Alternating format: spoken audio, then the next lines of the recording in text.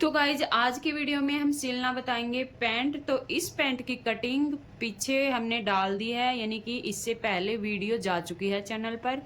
तो cutting video अगर आपको देखनी है तो आप पहले कटिंग वीडियो देख सकते हैं, उसके बाद आपको अच्छे से समझ में आ जाएगी कि हमें पैंट को सिलना कैसे है। तो ये है आगे के पार्ट और ये है पीछे का पार्ट। तो सबसे पहले तो हम लगाएंगे आसन के ऊपर सिलाई।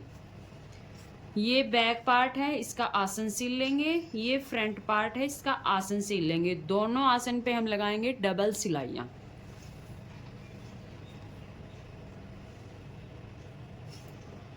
पक्का करेंगे और पक्का करने के बाद ही हम आगे बढ़ेंगे। यहाँ से आसन में गोलाई आती है तो हल्का सा इस कपड़े को खींच कर फिर सिलाई लगाएंगे तो टांका टूटने का डर नहीं रहेगा।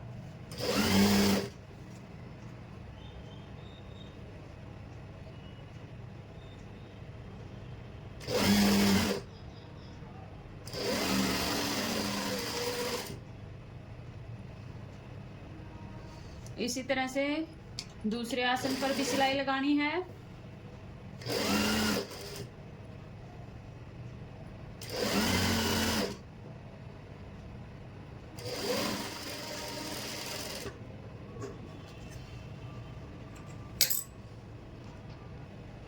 तो दोनों पार्ट पे सिलाई लगाने के बाद इस पार्ट को, जो पीछे का पार्ट है, इसको हम हटा देते हैं, साइड में कर देते हैं।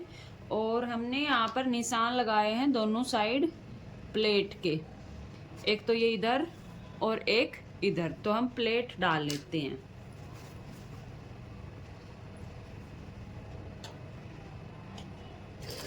½ इंच कपड़ा दबाएंगे, ऊपर से पक्का करेंगे और सीधा यहाँ पर उतार देंगे। इसी तरह से ये वाली प्लेट डलेगी।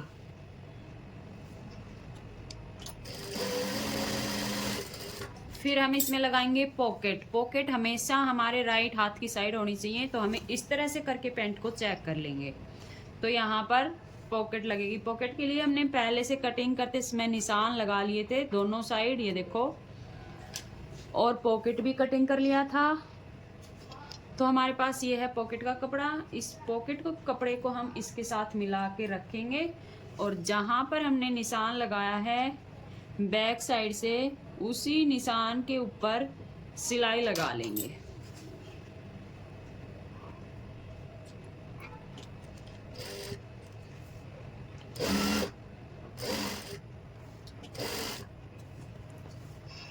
निशान जहाँ पर लगा था वहीं पे हमने ऐसे करके सिलाई लगा ली। अब ये जो कोने बने हैं इनको अच्छे से कटिंग कर लेंगे। यहाँ से दोनों साइड से अच्छे से कटिंग कर लिया। अब पॉकेट का कपड़ा पीछे की साइड पलट देंगे।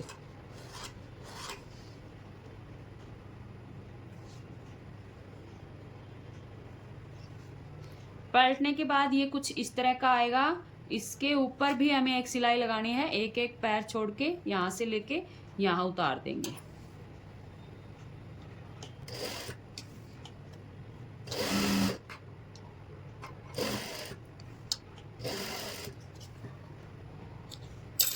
तो इस तरह से हमारा आ जाता है। उसके बाद हम इसको पलटेंगे। पलटने के बाद ये पॉकेट आएगी इस तरह से आएगी। यहाँ पर सिलाई लगा लेंगे। सबसे पहले नीचे की जो साइड है यहाँ तक पॉकेट को बंद कर लेंगे। बंद करने के बाद यहाँ पर कच्ची सिलाई लगा लेंगे और यहाँ पर भी कच्ची सिलाई लगा लेंगे। तो सबसे पहले तो हम नीचे की साइड से इसको सील लेते हैं।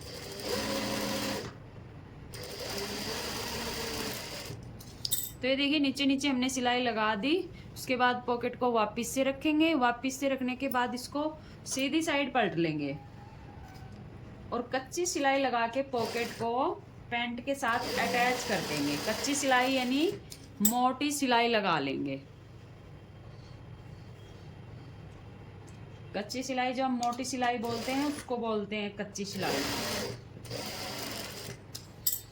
यहाँ से भी सिल लिया और यहाँ से भी सील लिया। अब यहाँ से सीलते समय इस चीज़ का ध्यान रखेंगे, जैसे यहाँ से हमारी पैंट में गोलाई होती है और पॉकेट होती है सीधी, तो पैंट को हम सीधा नहीं करेंगे, गोलाई में ही रखेंगे। यहाँ से जितना भी फिर पॉकेट का कपड़ा बचता है उसको कटिंग कर देंगे। ठीक है, ये अब पॉकेट लग चुकी है यहाँ पर। ठीक। और अब जब दूसरा पार्ट इसके साथ सिलेंगे तो ये सिलाई लगेगी यहाँ से आते हुए यहाँ तक, इस तरह से। तो ये नहीं दबना चाहिए जो हम पॉकेट में हाथ डालेंगे, ये वाला पार्ट। ठीक है, एक पार्ट ये हमारा रेडी हो चुका है। अब ज्यादातर बहनों को क्या कंप्लेन रहती है कि ये जो हम साइड वाली सिलाई लगाते हैं ना, उसमें क्या होता है, बैक पार्ट बड़ा निकल जाता है। तो ये किस कारण से निकलता है बड़ा? कई बार जब हम ये ऊपर वाली गोलाई करते हैं बैक पार्ट की, तो इसमें रह जाता है हमारा थोड़ा बहुत फर्क यहाँ से। तो हमें करना क्या है, हम इसको बराबर से मिला लेंगे। बराबर से मिलाने के बाद इसको नीचे से सिलना शुरू कर लेंगे। नीचे से हम इसको बराबर करके सिलना शुरू करेंगे। जितना भी अगर हमारा थोड़ा बहुत आएगा बड़ा छोटा, वो ऊपर की साइड निकल जाएगा।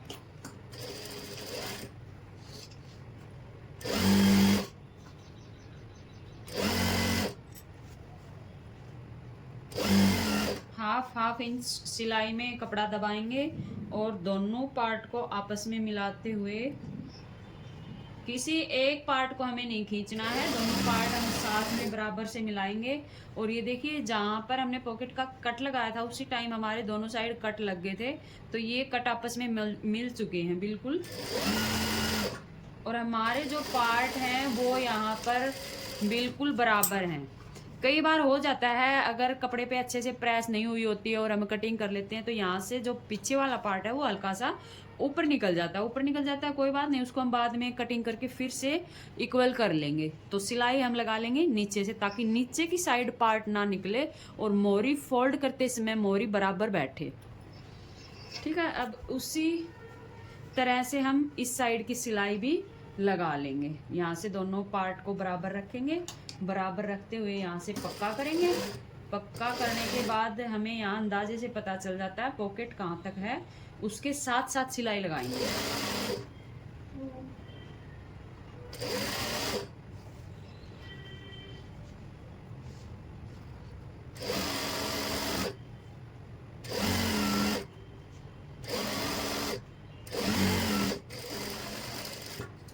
तो ये देखिए, यहाँ से भी हमारा पार्ट ठीक है, यानी कि बड़ा छोटा नहीं हुआ है। अब जहाँ से हमने मोहरी को फोल्ड करना है वहाँ से हम मोहरी फोल्ड कर लेंगे। उससे पहले आप चाहें तो यहाँ पर इंटरलॉक भी कर सकते हैं। और ये जो मार्जिन होता है सिलाई का, इसको हम जो बैक पार्ट होता है उसकी तरफ रखते हैं। इस तरह से चाहे इस पर प्रेस कर लेंगे या नाखून से इसको जमा लेंगे। और उसके बाद यहाँ पर मोहरी को फोल्ड करेंगे इस तरह से। इस तरह से मोहरी को फोल्ड करने के बाद कच्ची सिलाई लगा लेंगे, बाद में इसमें तुरपाई कर लेंगे। कई बार हम इसमें पक्की सिलाई भी लगा देते हैं। तो ये सबकी अपनी अपनी पसंद है, कोई कच्ची सिलाई पहनता है तो कोई तुरपाई पहनता है, मतलब कोई पक्की सिलाई पहनता है, कोई यहाँ पर तुरपाई करवाता है। तो अभी हम फिलहाल इसमें धागा भी सेम हमारा नहीं है, तो हम इसमें कच्ची सिलाई लगा लेंगे, बाद में कर लेंगे तुरपाई।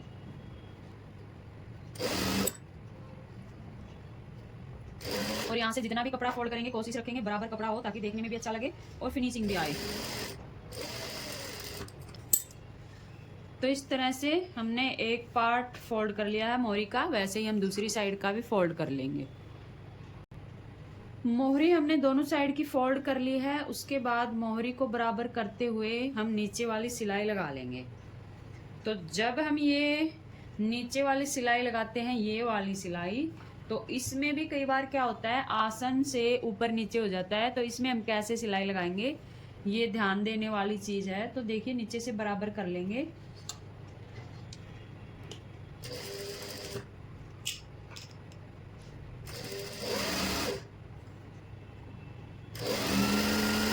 उसके बाद दोनों पार्ट बराबर करते हुए हम सिलाई लगा लेंगे यहाँ तक। उसके बाद जब हमारे पास रह जाता है इतना सा, तो हम आसन को चेक करेंगे। अगर आपको लगे कि आसन में थोड़ा फर्क है, पीछे वाला थोड़ा ज़्यादा है आगे वाला कम है, तो हम क्या करेंगे, पीछे वाले पार्ट को हल्का सा लूज रखेंगे और ऊपर वाले को हल्का सा टाइट रखेंगे।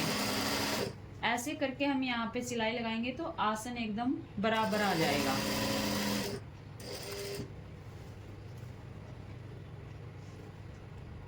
और फिर यहीं से हम मशीन को उतार लेंगे और जब दूसरी साइड की सिलाई लगाएंगे तो दूसरी साइड की मोहरी से शुरू करेंगे,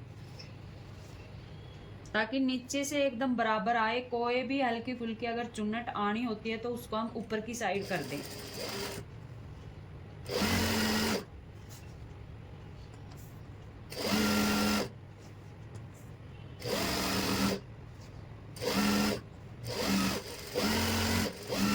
इसी के साथ साथ हम डबल सिलाई लगा लेंगे और एक बार मोहरी को भी चेक कर लेंगे। क्या हमारी मोहरी 11 इंच तैयार है, तो ये बिल्कुल ठीक है।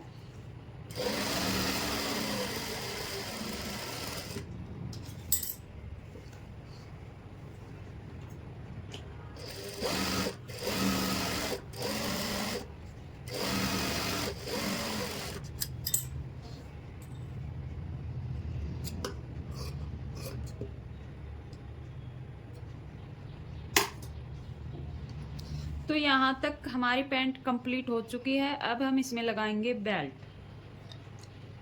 बेल्ट लगाने के लिए जो हम कपड़ा अलग से लगाते हैं पट्टी, उसमें काफ़ी सारी बहनों को जो पीछे का पार्ट है पट्टी को फोल्ड करने में झोल आता है या चुन्नट आता है, तो फिर इसको हम आज थोड़ा सा आसान तरीके से लगाना बताएंगे ताकि सारी बहन इजी तरीके से इसको लगा सकें। तो उसके लिए हमने बेल्ट कटिंग कर रखी है और इसकी कटिंग वीडियो आप ज़रूर देख लेना ताकि आपको अच्छे से समझ में आ जाएगा कि कितना हमने बेल्ट कटिंग किया है, कितना पॉकेट कटिंग किया है, जिससे आपको भी थोड़ी सी आसानी हो जाएगी पैंट को सिलना।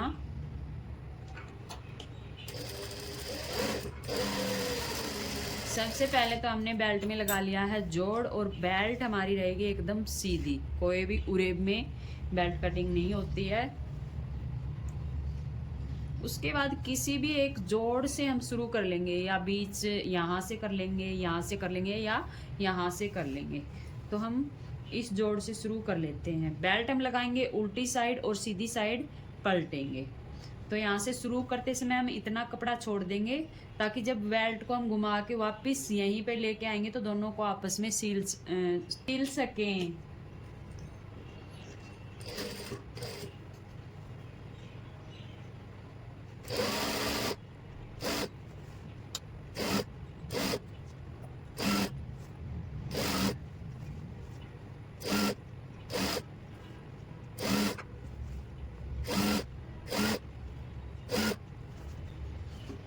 तो यहाँ से हमने बेल्ट सिलना शुरू किया था और यहीं पर ला करके हम इसको खत्म करेंगे। ठीक है, उसके बाद यहाँ से भी हमें इतना एक्स्ट्रा कपड़ा लेना है ताकि हम इन दोनों को बराबर से सिल सकें। अब एक सिलाई यहाँ लगा लेंगे।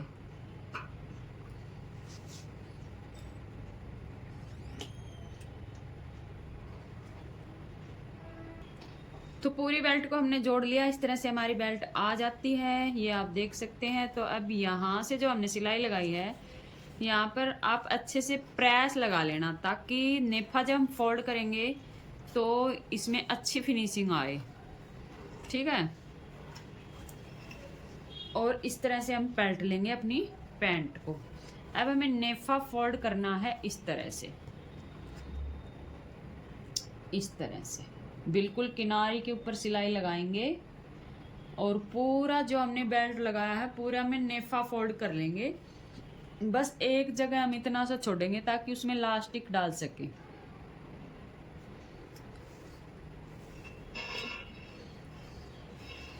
तो चलो अभी हम यहाँ से नेफा फोल्ड करना शुरू करेंगे। तो नेफा की जो चौड़ाई हम रखेंगे वो अंदाजे से इतनी रखेंगे ताकि हमारा लास्टिक इसमें आसानी से आ सके।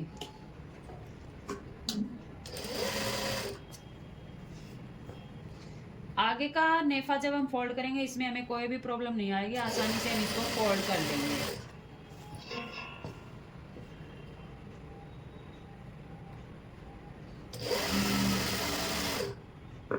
धागा समाप्त और मैं सिलाई लगाए जा रही हूँ।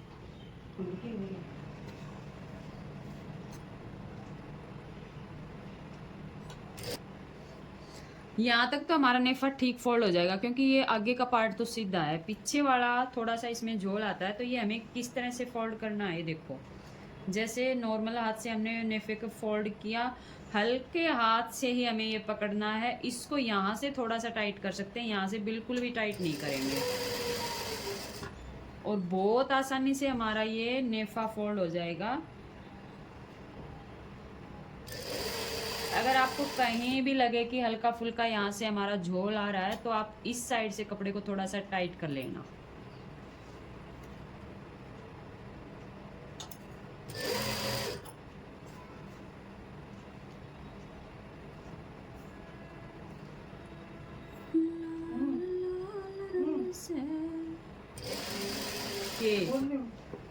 बोल ले।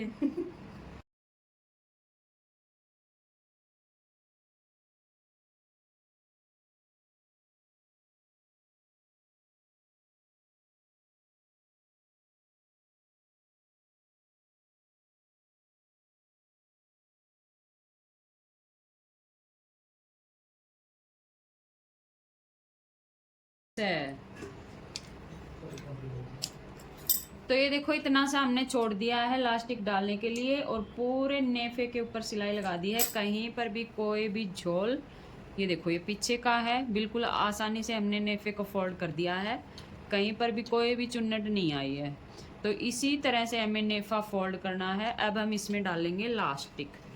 तो इस पैंट की जो कमर है वो है 39 इंच, तो हम लास्टिक कटिंग करेंगे 32 इंच का। हाँ?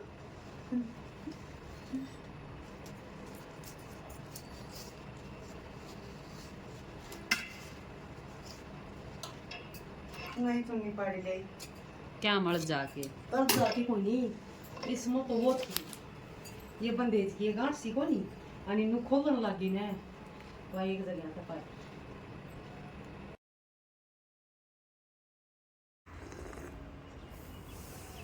तो अब हम पिन की सहायता से लास्टिक को नेफे के अंदर डालेंगे। तो इस तरह से बड़ी सी हमें पिन ले लेनी है और उसमें लास्टिक लगा करके फिर एक साइड से जहाँ से हमने नेफा खुला छोड़ रखा है वहाँ से आसानी से हम इसको डाल लेंगे, जैसे हम नाड़ा डालते हैं। ये क्या है, एक आसान तरीका है। कई बार क्या होता है बिगनर्स साथ साथ में लास्टिक और साथ साथ में सिलाई नहीं लगा पाती हैं, तो इस तरह से हम नेफा फोल्ड कर लेंगे और उसके बाद लास्टिक को डाल लेंगे।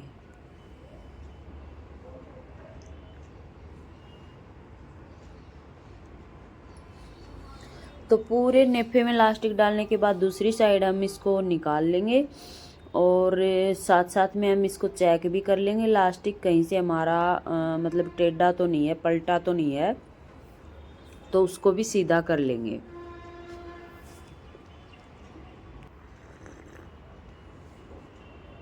अभी हम दोनों लास्टिक को बराबर से यहाँ से पकड़ेंगे, एक बार ज़रूर चेक करेंगे लास्टिक कहीं से पलटा है, मुड़ा हुआ तो नहीं है, उसके बाद लास्टिक के ऊपर सिलाई लगा लेंगे। तो लास्टिक को ये देखिए दोनों साइड से बराबर करते हुए हाफ इंच एक दूसरे के ऊपर चढ़ाएंगे और यहाँ पर 3-4 बार घुमाते हुए सिलाइयाँ लगा लेंगे अच्छे से, ताकि टांके ना टूटें। तो इस तरह से सिलाई लगाने के बाद लास्टिक को अंदर करेंगे, जितनी भी यहाँ से नेफा खुला हमने रख रखा था उसके ऊपर सिलाई लगा देंगे।